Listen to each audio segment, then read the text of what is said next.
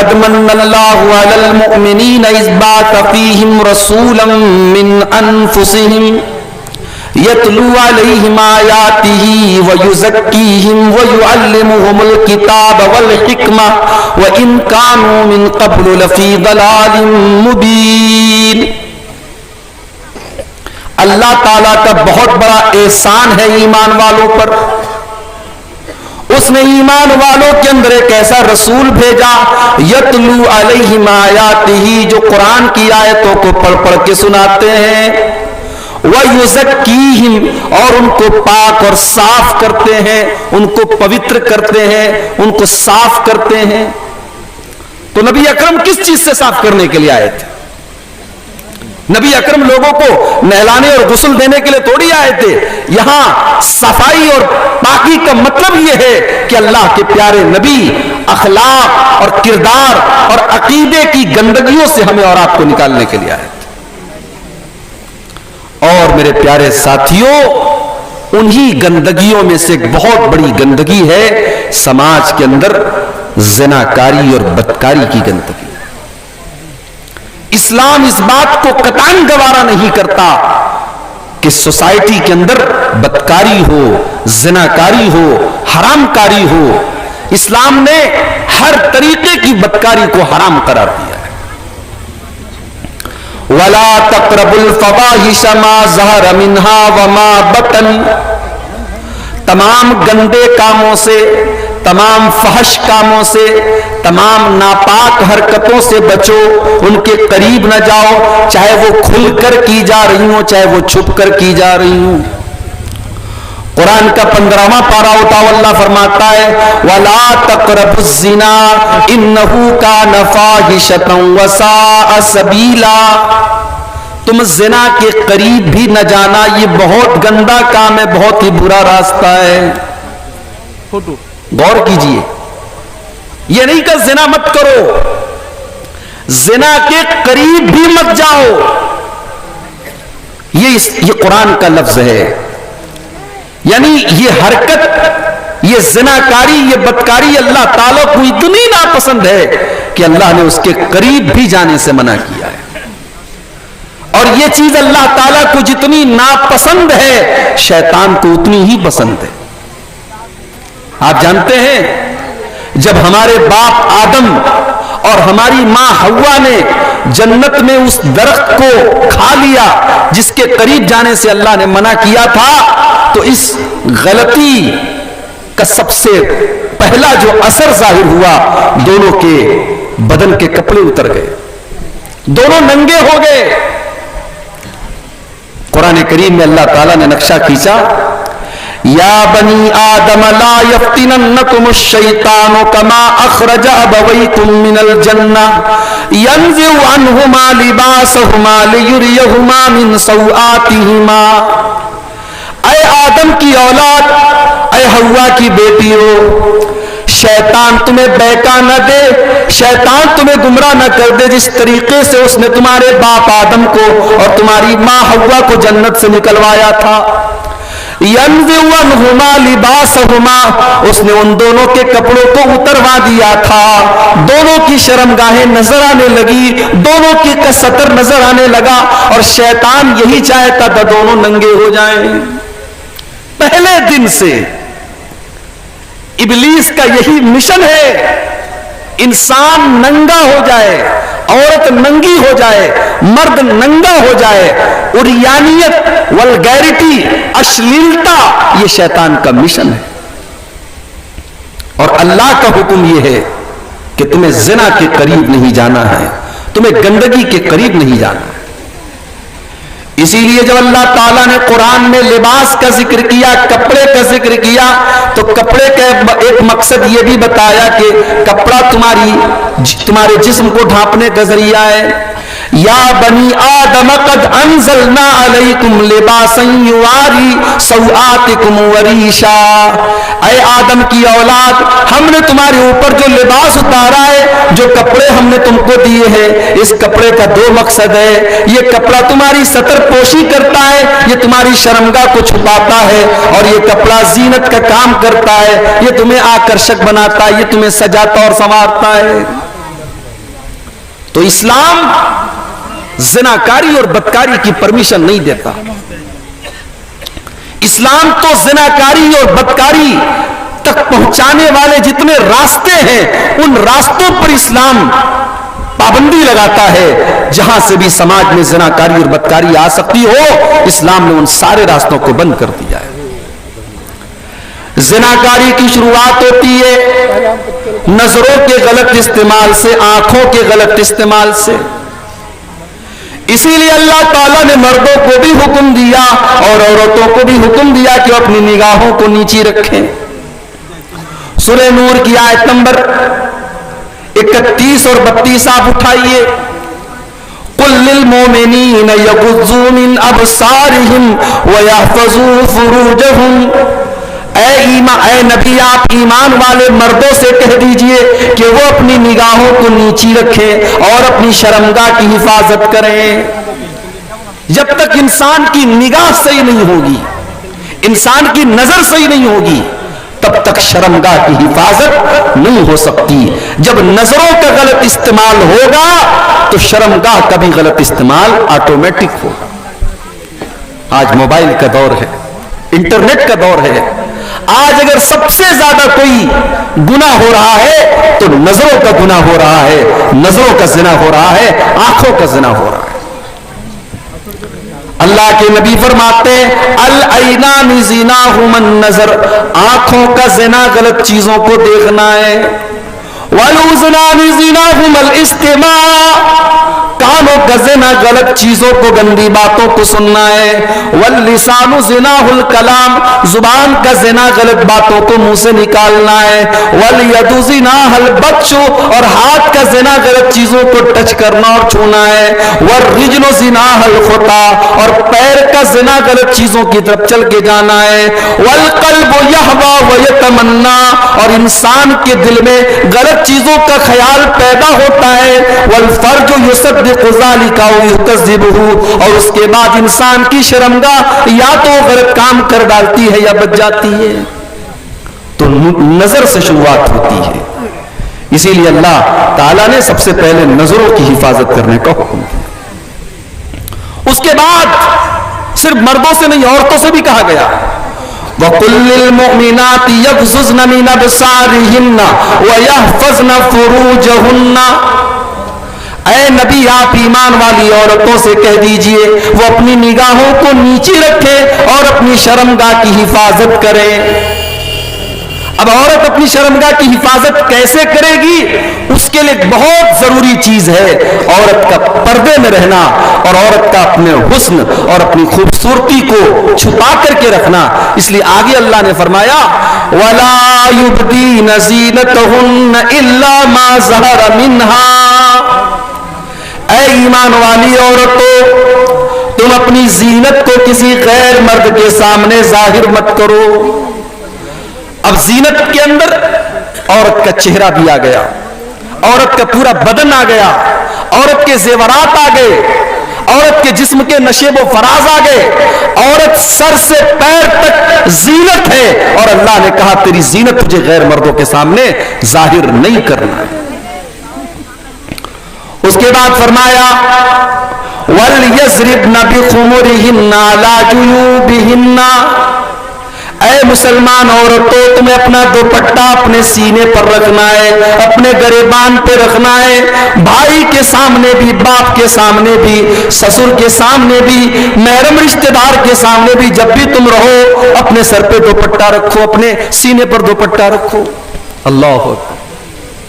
قرآن کریم جیسی عظیم کتاب اس میں اللہ تعالیٰ نے عورت کے دوپٹہ رکھنے کا طریقہ بتایا ہے. اس کا مطلب یہ ہوا کہ عورت کا دوپٹہ اور عورت کا پردہ یہ کوئی معمولی بات نہیں ہے, یہ اللہ کی نظر میں بہت بڑی بات ہے. اللہ نے قرآن میں اس کو بیان کیا ہے. میری پیاری ماں اور بہنوں, آج عورت کے سر سے دوپٹہ چھین لیا گیا ہے. آج مسلمان عورت کے سر سے اس کا دوپٹہ چھین لیا گیا ہے. آج مسلمان عورت پردے اور دوپٹے کو سے آزاد ہونا چاہتی ہے اور دنیا یہی چاہتی ہے کہ عورت اس دوپٹے سے آزاد ہو جائے. مگر میں آپ سے کہنا چاہتا ہوں میری پیاری ماں و بہنوں، اگر آپ کو جنت میں جانا ہے، اگر آپ اللہ تعالیٰ کو خوش کرنا چاہتی ہیں، جنت میں جانا چاہتی ہیں، تو آپ اپنے پردے سے کبھی سمجھوتا نہ کریں، آپ اپنے دوپٹے سے کبھی سمجھوتا نہ کریں۔ جنت کی عورتوں کے بارے میں بھی اللہ کے نبی فرماتے ہیں کہ وہ دوپٹے والی ہوں گی، وہ حیا والی ہوں گی۔ حدیث کے الفاظ ہیں، اللہ کے نبی فرماتے ہیں لو اطلعت الی اہل الدنیا لملأت ما بینہما ریحا، اگر جنت کی عورتیں زمین کی طرف جھانک دیں، زمین کی طرف ایک نظر ڈال دیں، تو زمین اور آسمان کے درمیان کی جتنی فضا اور جتنا ماحول ہے سب خوشبو سے بھر جائے۔ یہ جنتی عورت کی خوشبو ایسی ہوگی، اگر وہ صرف زمین کی طرف جھانک دے، دنیا کی طرف جھانک دے تو دنیا خوشبو سے بھر جائے گی۔ اور آگے اللہ کے نبی فرماتے وَلَنَسِيفُهَا عَلَى رَاسِهَا خَيْرٌ مِّنَ الدُّنْيَا وَمَا فِيهَا، جنت کی عورت کے سر پر جو دوپٹہ ہے وہ دوپٹہ اتنا قیمتی ہے کہ دنیا کی ساری نعمتوں سے بڑھ کر کے وہ دوپٹہ ہے۔ اس کا مطلب یہ ہوا کہ جنت کے اندر جو حوریں ہوں گی، جو جنتی عورتیں ہوں گی، وہ بھی دوپٹہ اپنے سر پہ رکھنے والی ہوں گی، وہ بے حیا نہیں ہوں گی، وہ بے پردہ رہنے والی نہیں ہوں گی، وہ شرمیلی ہوں گی، وہ حیا والی۔ اس کے بعد اللہ تعالیٰ نے لسٹ بیان کی کہ کن کن رشتہ داروں سے عورت کو پردہ کرنے کی ضرورت نہیں ہے۔ فرمایا وَلَا يُبْدِينَ زِينَتَهُنَّ إلا لبعولتهن او آبائهن او آباء بعولتهن، عورت کو اپنے باپ سے پردہ کرنے کی ضرورت نہیں ہے، اپنے شوہر سے پردہ کرنے کی ضرورت نہیں ہے، اپنے سسر سے پردہ کرنے کی ضرورت نہیں ہے، اپنی اولاد سے پردہ کرنے کی ضرورت نہیں ہے، اپنے سوتیلے بیٹوں سے پردہ کرنے کی ضرورت نہیں ہے، او اخوانہن، اپنے بھائیوں سے پردہ کرنے کی ضرورت نہیں ہے، او بنی اخوانہن، اپنے بھائی کے بیٹوں سے پردہ کرنے کی ضرورت نہیں ہے، او بنی اخواتہن، اپنی بہن کے بیٹوں سے یعنی اپنے بھانجوں سے پردہ کرنے کی ضرورت نہیں ہے، او نسائہن، عورتوں سے پردہ کرنے کی ضرورت نہیں ہے، او ما ملکت ایمانہن، لونڈیوں سے اور گھر میں کام کرنے والی نوکرانیوں سے پردہ کرنے کی ضرورت نہیں ہے، او التابعین غیر اولی الاربۃ من الرجال، یا گھر میں کام کرنے والے بہت بوڑھے مرد جن کے اندر کوئی خواہش نہیں بچی ہے، ان بوڑھے مردوں سے بھی تمہیں پردہ کرنے کی ضرورت نہیں ہے، او الطفل الذین لم یظہروا علی عورات النساء، اور اتنے چھوٹے بچوں سے بھی پردہ کرنے کی ضرورت نہیں ہے جو ابھی مرد و عورت کی راز کی باتیں نہیں جانتے۔ اللہ نے کہا کہ بچے ایسے ہونے چاہیے جو عورت کی راز کی باتیں نہ جانتے۔ آج تو موبائل نے بچوں سے ان کا بچپن چھین لیا۔ 8-8 سال کے بچے، 9-9 سال کی بچیاں آج اپنی عمر سے آگے کی سوچ اور ذہنیت رکھتی ہے۔ میرے پیارے ساتھیوں، آج بچوں سے ان کا بچپن ہم نے موبائل دے کر کے چھین لیا ہے۔ اللہ فرما رہا ہے کہ اتنے چھوٹے بچے جو بھی عورتوں کی راز کی باتیں نہیں جانتے ہیں، ان سے پردہ کرنے کی ضرورت نہیں ہے۔ اس کا مطلب یہ نکلا اگر بچے بڑے ہو جائیں، سمجھدار ہو جائیں، اگرچہ بھی بالغ نہیں ہوئے ہیں لیکن اگر وہ سمجھدار ہو چکے ہیں تو ان سے بھی پردہ کرنا چاہیے۔ اس کے بعد فرمایا وَلَا يَضْرِبْنَ بِأَرْجُلِهِنَّ لِيُعْلَمَ مَا يُخْفِينَ مِنْ زِينَتِهِنَّ، اے مسلمان عورتوں، جب تم زمین پہ چلا کرو تو اپنے پاؤں کو زور زور سے نہ مار کے چلا کرو، اس لیے کہ تمہارے پاؤں کے اندر جو پائل ہوتی ہے، جو تمہارے پیر کے اندر پازیب اور پائل ہوتی ہے، اس پائل کی آواز بھی غیر مردوں تک نہ جائے۔ تمہاری وہ زینت ہے، تمہارے پائل کی جھنکار بھی تمہاری زینت ہے، وہ زینت بھی غیر مردوں تک نہ جائے۔ او میری پیاری ماں بہنوں، یہ اللہ کا قرآن ہے، یہ میرے رب کا کلام ہے جو آپ کو پائل کی آواز بھی غیر مردوں تک لے جانے کی اجازت نہیں دیتا۔ جو اسلام ایک عورت کے پائل کی آواز کو غیر مردوں تک جانے کی اجازت نہیں دیتا، وہ اسلام اس بات کی کیسے اجازت دے دے گا کہ عورت سج کر کے، سور کر کے، کریم پاؤڈر لگا کر کے، لپسٹک لگا کر کے، اپنی آنکھوں پر مسکارا لگا کر کے، اپنے بالوں میں خوشبو لگا کر کے، اپنے آپ کو سجا کر کے اور سنوار کر کے وہ غیر مردوں کے سامنے सामने निकले। मेरी प्यारी माँ बहनों, इस्लाम ने ये सारी तालीमात इसीलिए तो दी है ताकि समाज से ज़िनाकारी खत्म हो जाए।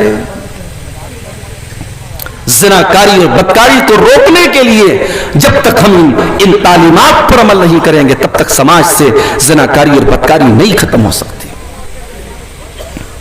कुरान का 22वां पारा उठाइए, 21वें पारे की आखिरी आयतें और 22वें पारे की शुरुआती आयतें देखिए। हुक्म तो दिया जा रहा है नबी की बीवियों को, खिताब तो किया जा रहा है नबी की बीवियों को, मगर उनके जरिए पूरी उम्मत को कुछ पैगाम दिया जा रहा है। या अय्युहन नबिय्यु कुल लिअज़वाजिका इन कुंतुन्न तुरिदनल हयातद दुनिया व ज़ीनतहा फतअलैना उमत्तिकुन्न व उसर्रिकुन्न सराहन जमीला। ऐ नबी, अपनी बीवियों से कह दीजिए अगर तुमको दुनिया चाहिए और दुनिया की दौलत चाहिए तो आ जाओ, मैं तुमको दुनिया की दौलत दे देता हूं, लेकिन मैं तुमको तलाक दे देता हूं, मैं तुमको छोड़ देता हूं। मेरी माँ और बहनों, आज शौहर अगर हलाल तरीके से पैसा कमाता है, अगर शौहर मेहनत करके पैसा कमाता है तो औरतों को रास नहीं आता, उनको यह लगता है हमारे अरमान पूरे नहीं हो सकते।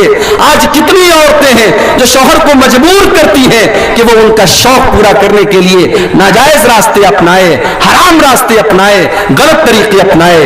नबी अकरम की बीवियां जो इस उम्मत की माएँ हैं, जब अल्लाह के नबी की बीवियों ने एक मरतबा अल्लाह के नबी से डिमांड की कि हमारे खर्चे बढ़ने चाहिए, हमारी आमदनी बढ़नी चाहिए, हमें पैसा ज्यादा मिलना चाहिए, मदीना की और औरतें बहुत आराम से रहती हैं, हमें भी आराम से रहने का हक है। जब उन्होंने अल्लाह के नबी से यह मुतालबा किया तब कुरान की आयत नाजिल हुई, कुरान की यह आयत नाजिल हुई और अल्लाह ने अपने नबी के जरिए अपने नबी की औरतों को यह पैगाम दिलवाया कि अगर तुमको दुनिया चाहिए और दुनिया की दौलत चाहिए तो आओ, मैं तुमको दुनिया की दौलत दे देता हूं, मगर फिर तुमको नबी के घर में रहने का अधिकार नहीं।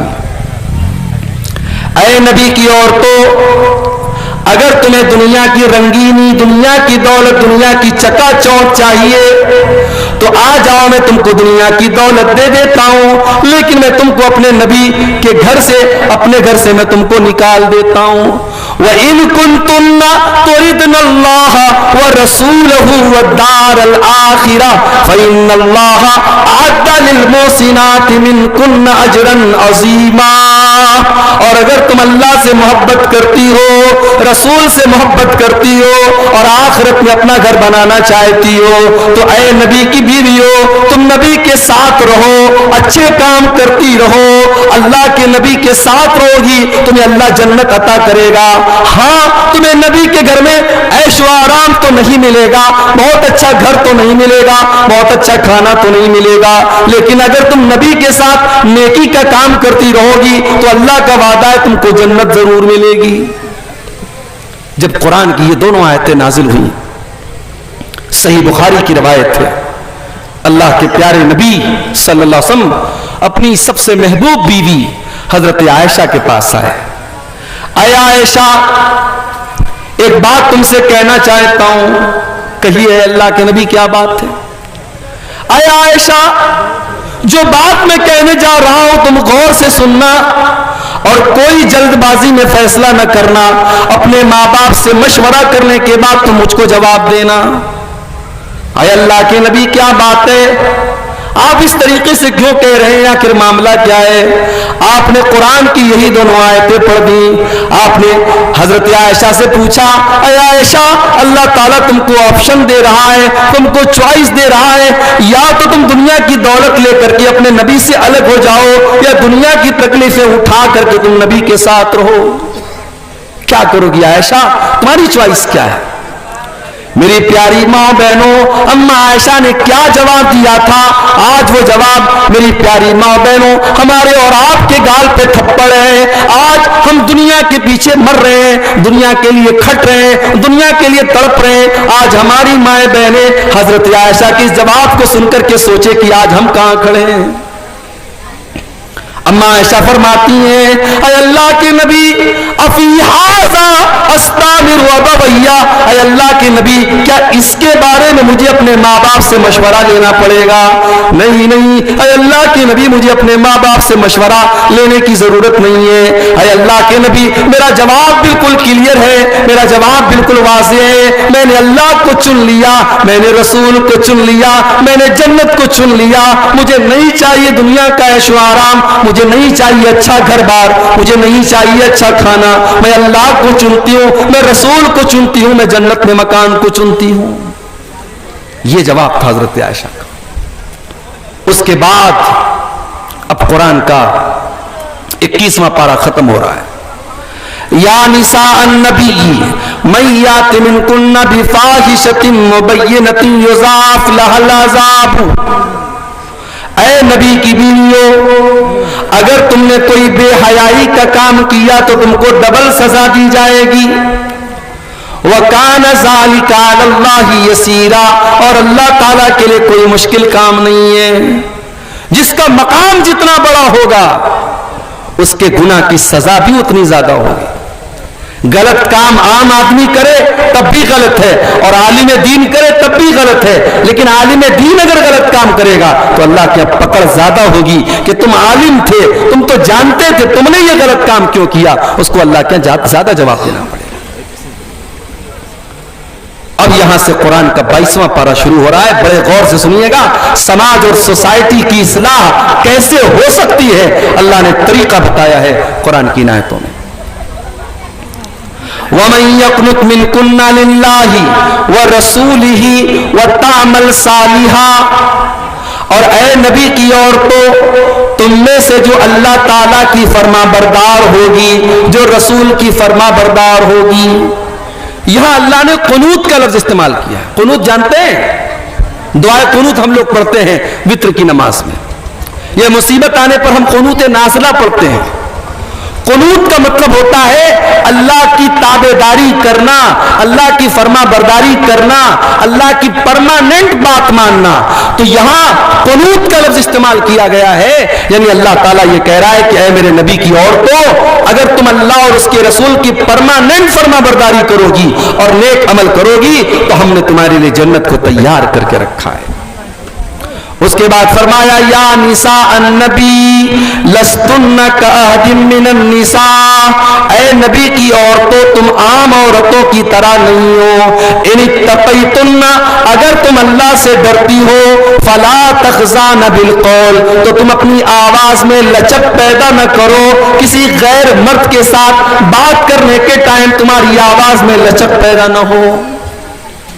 मोबाइल पर आज जाहिर है हर घर में मोबाइल है, लड़कियों के पास भी मोबाइल है, माँ के पास भी मोबाइल है, बेटी के पास भी मोबाइल है।